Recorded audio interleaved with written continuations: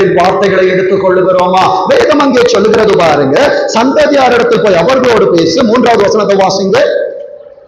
மனுபுத்திரனே, நான் உனக்கு கொடுக்கிற இந்த சுருளை வாயில தான் சாப்பிடணும், ஆனா ஆண்டவர் என்ன சொல்றாங்க?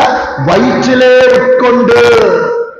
என் அன்பு தேவ பிள்ளைய, என் குடல்ல புண்ணு இருக்கு, என் வயிற்றுல கல் இருக்கு, என் முதுகத்துல பாரம் இருக்கு, என் கையில வலிக்குதுன்னா வயிற்றுக்குள்ள போனாதான் இது ஜீரணமாகும். ஏன் எனக்கு வியாதிகள் என்றால் வார்த்தைகள் வாயோடு நான் இங்கே வைத்து போகிற பாரத்தை வச்சுட்டு போ சொன்னார்.